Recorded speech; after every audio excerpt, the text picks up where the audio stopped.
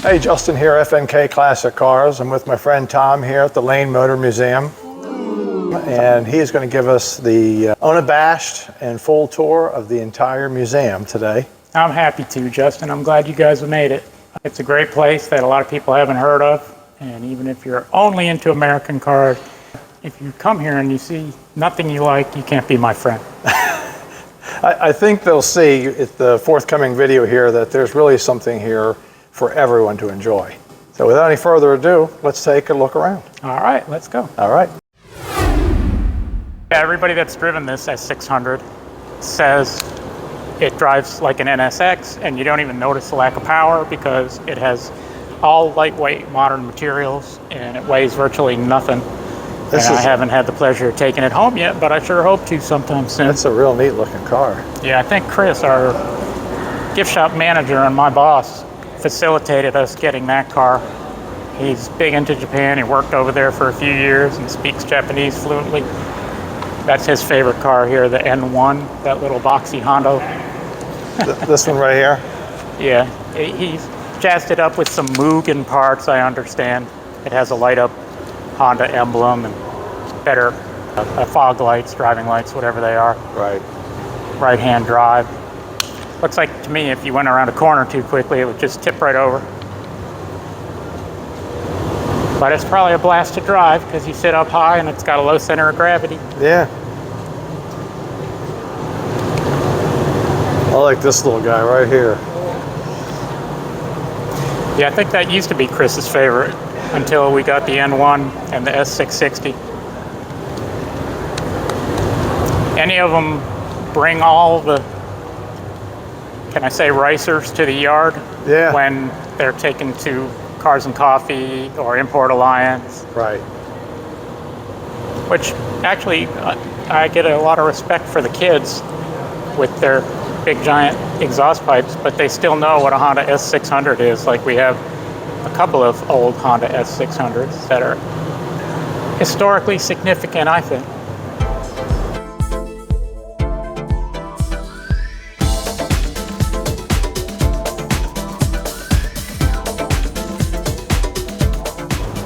When you go home, each car has a web page, almost every car, and it'll have the specifications, what's interesting about it. They'll have a picture under the hood and a picture of the interior, and pretty much all the info that's on the little signs that are near each car. That thing sure is in good shape. It sure is. There's just all kinds of neat stuff in here. So yeah, I've volunteered here for 10 years and now I've worked here for 2. And there's still stuff that I haven't seen the back of, like this has been up against the wall downstairs. Oh, really? But so how often do things get changed out? I think quarterly. From floor to floor. 3 or 4 months they change a significant portion. And then there's some cars that are almost always up here, like that Bug with its swamp cooler air conditioner. Yeah, I like that. This big biker guy came in with tattoos and piercings and chains and gauges, and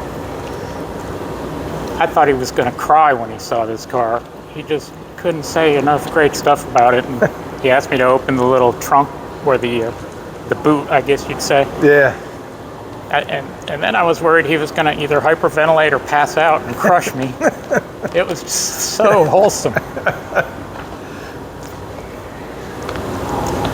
I love the yellow auto union. I think if I drove that around, maybe I'd get some people's attention. You can't believe you can drive the most incredible cars around Nashville traffic and nobody even glances at you. Really? But I would think that one would stand out. I'm sure it will. What's this? I guess a salmon colored. But it's another auto union, you know, predecessor of Audi. And I think this one's a 2-stroke, if I'm not mistaken. No kidding. Yeah. I think this would get a good bit of attention here. Yeah, I haven't driven anything with open wheels or whatever you call the detached front fenders. Right. That one's probably loud enough that it gets a lot of attention. And the one next to it is what they call the car that saved BMW. This one? Yeah. When BMW was on par with Volkswagen. To me, that's a rather unfortunate color choice on the Beamer because it just looks like there's an accident at the paint shop, but who knows? Maybe they were trying It's to... classy though. Classic, that's it. You know, and with the interior choice and colors, I think it works pretty well. The nice wide whites, small little tires.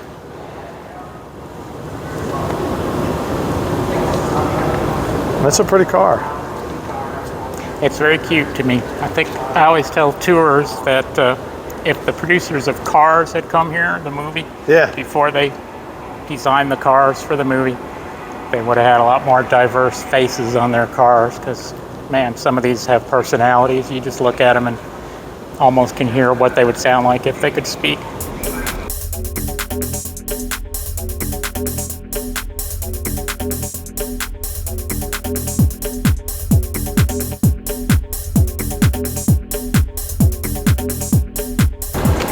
Jeff Lane, the guy that started the museum back in 2001, is a big Lotus fanatic.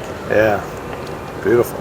And he drives them. It was funny. I met him in SCCA racing back in the 80s. Yeah. He'd show up in something interesting, like the Lotus Elite. Mm-hmm. It's like a shooting brake.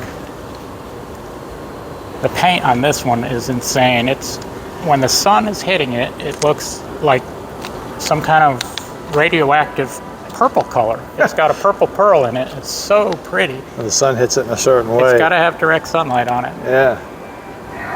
And the Evora there, that's the car that gets the most fingerprints. Part of our job as volunteers here, back when I was a volunteer, was to walk around and dust the cars. Okay. And take some quick detailer and a microfiber and take off whatever gets touched on the cars. And this one, and we have a Jag XKE downstairs right now. Those are the two cars that get the most fingerprints by far. It's kind of shocking. So tell me a little bit about the museum's history itself. The building was a Sunbeam bread bakery from 1951 to 2001. And we made so much bread that back where it says motorcycles, that tube that sticks out is to facilitate unloading boxcars full of grain. Oh, wow. So they had two railroad sidings that dead-ended into the building. So they'd have a boxcar or two full of grain there, and then to the left there's another siding you can't see, but they'd have a tanker car full of high fructose corn syrup with a hose going into it. So yeah, this place cranked out the bread. In fact, if you watch unboxing videos, and they have American Bread Company bread, the kind that comes in what looks like a big metal coffee can, it says ABC bread, it was made right here in Nashville. Wow. So Jeff had 65 or so cars and didn't have one place to keep them all, and somehow came up with the bright idea to start a nonprofit. So him and 6 or 7 of his close motoring friends came to find this place, and they bought it and came in and did the labor themselves and ripped out the machinery and the tubes full of high fructose corn syrup and the mice and everything. And that was... those guys all still work here full time. Oh, wow. So you said the museum opened in 2001?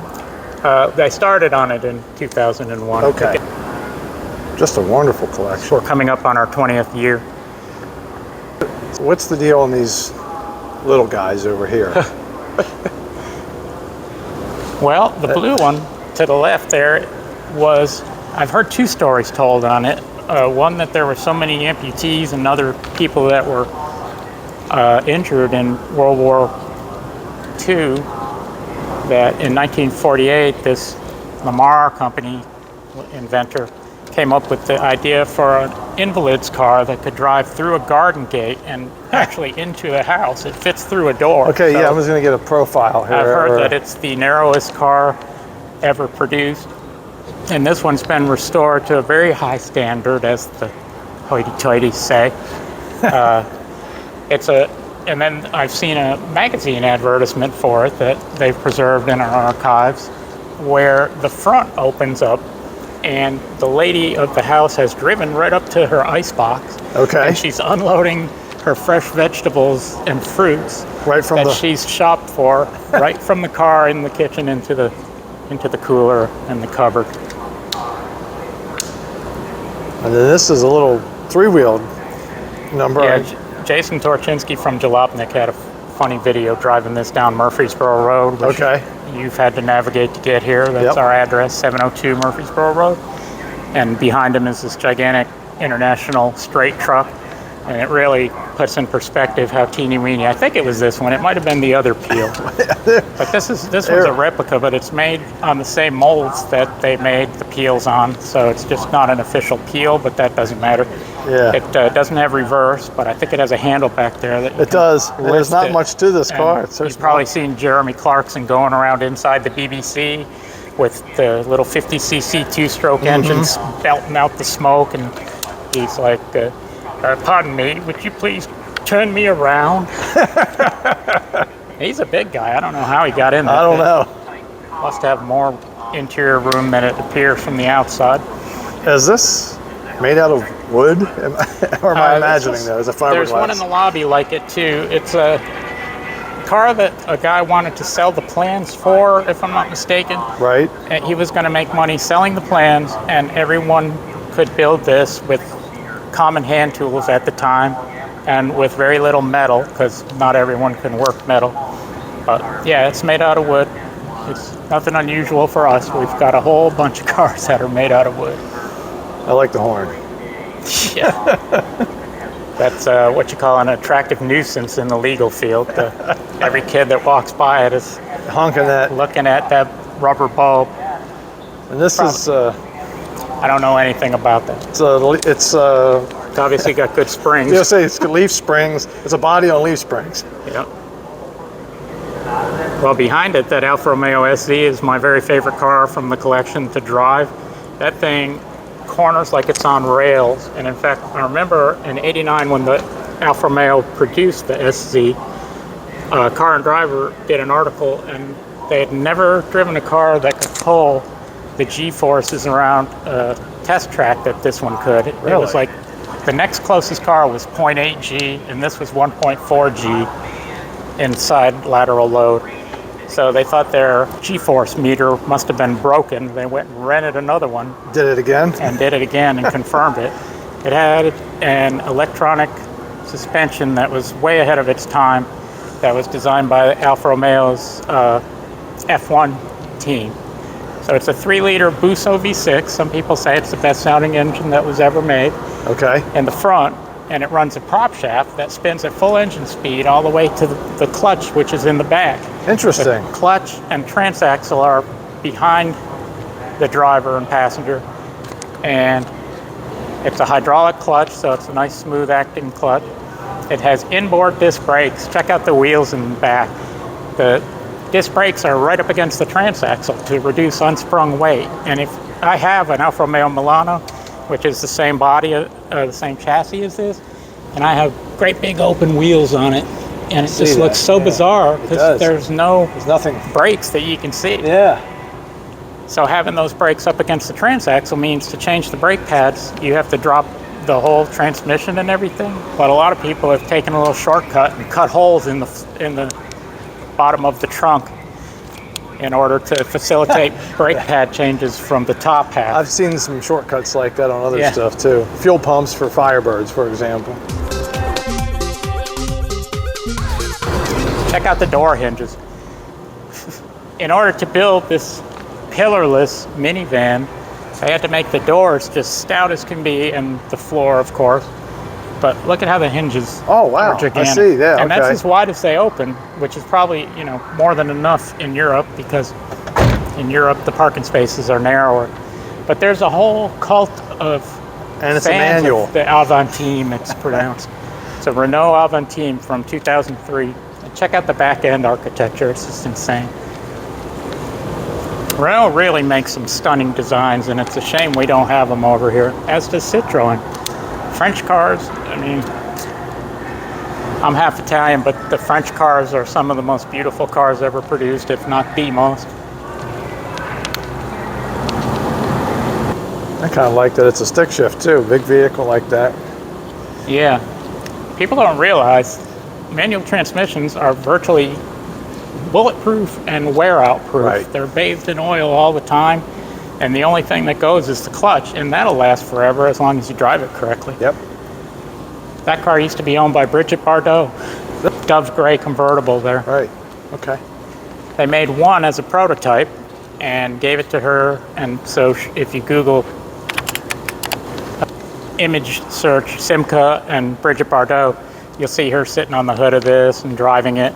And it's this exact car. And she kept it for a long time, and then her family sold it to some guy in Texas who painted it red.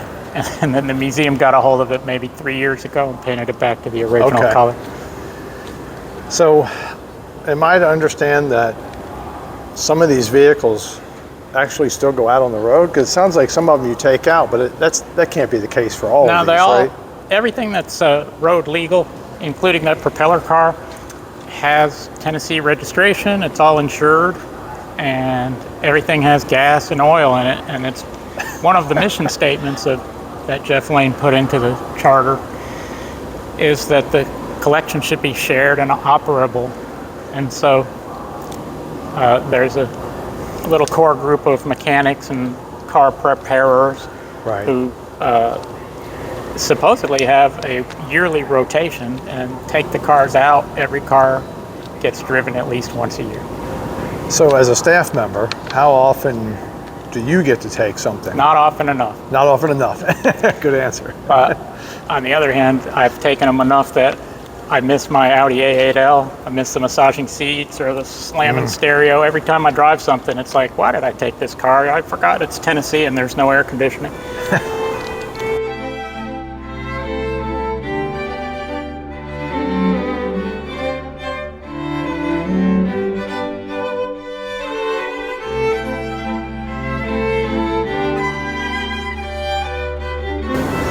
What is this? Black car is a Citroen Berlin 11, but what's interesting about it is it's a Gazogene modified car, and evidently at one point in history, gasoline was so hard to find that this company Gazogene made these boilers, and that's what these two growths on the fender are. If you look at the bottom, it's like an old wood stove. Oh, look at that. And you put either wood or charcoal in, and it seals so it doesn't combust, but it smolders evidently. And then the gases come across this gigantic, what looks like a bumper to me, but this tube here is to cool the gases that come out of this fender. And it comes up into here, and this is a big filter to filter out all the embers that would otherwise get sucked into the engine. And then it's connected to the carburetor, and the car runs on wood vapors. Well, certainly this car doesn't go out. Yeah, this one just got back from Pebble Beach. In fact, I think they had No kidding. gave it some sort of a honorary mention for being historically interesting. A lot of people who are in the collector car world don't know about some of these little offshoots. Right. Yeah, this is new to me. This is Starting cool. procedure: 1, fill the driver's side hopper with coal. 2, light the fire using a match. 3, once the fire is producing gas, which takes about 30 minutes, start the engine on liquid fuel. And 4, shut off the liquid fuel. Make adjustments to gas system for running on Gazogene system. That's incredible. It's pretty interesting in my book. It has a power takeoff out the front too. It looks like it has a crank starter, but that's a PTO. Oh, okay. In rough times, I guess you could run a water something. pump or whatever off the we're engine looking that's for running on charcoal. Alternative fuels, maybe, we can go to this throwback. There are as an stories option. of people having a trailer built with other bulbous fenders so it matched the car so that they could tow around barrels full of charcoal because it's so inefficient. Right. Plus, once you get it going, you can't really shut it off instantly. If you went out for dinner or something, I guess you'd have to stoke the fire. Jalopnik's Jason Torchinsky was famously and hilariously driving this tiny thing down Murfreesboro Pike. This is the one. And it is a very busy road with a lot of businesses on it. And the funniest part was when his little self was driving this little thing, putting along, and up behind him comes this gigantic international Navistar straight truck. And it just really put into perspective how vulnerable and silly this car is. Silly in a good way. Right. This green car is Jeff's first car that got him interested in cars. It was a total basket case. when his dad gave it to him for his 8th birthday, I think. Wow. And he and his dad worked, and by the time Jeff was ready to get his driver's license, the car was complete.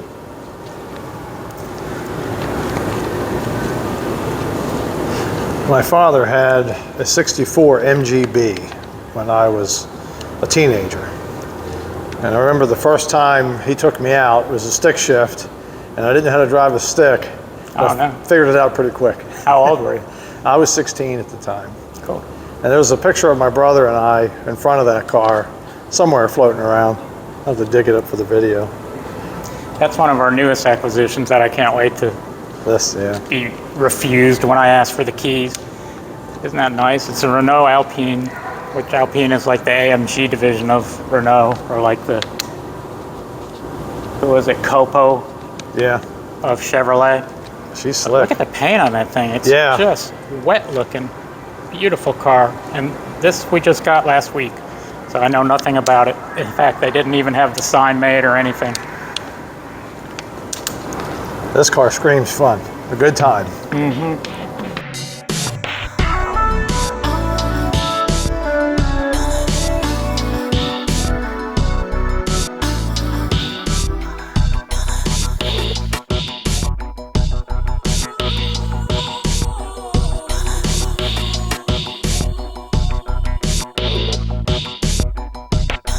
My daughter's favorite car, the Scooter car, just because when she was a little kid, she thought it was so cute. And Yeah. then when she learned the name Scooter car, That helped it. the story with Scooter car is that the guy who invented it was a scooter enthusiast, as were a lot of people at that time.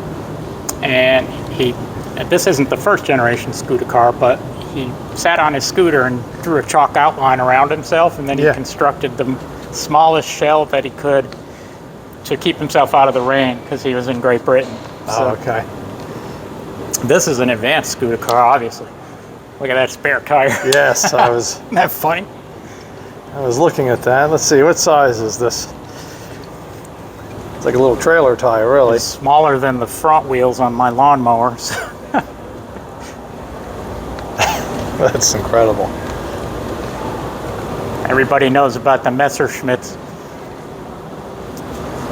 The Zundap Janus, there's a nice video on Lane's YouTube channel of Jeff explaining this car when we first got it, and how you could fold the seats down and it becomes like a camper.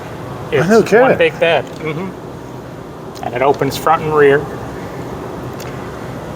Interesting car. So many of the cars here were from an era when they weren't certain what cars were going to end up looking like, whether they'd have 3 wheels or 4, whether they'd be propeller driven or driven with a conventional transmission. So, and that's what part of, people say, what do they have in common? What do you look for in a car? And I think that if they're a significant bump in the road of the development of the car, that That gives it that place. is something, yeah,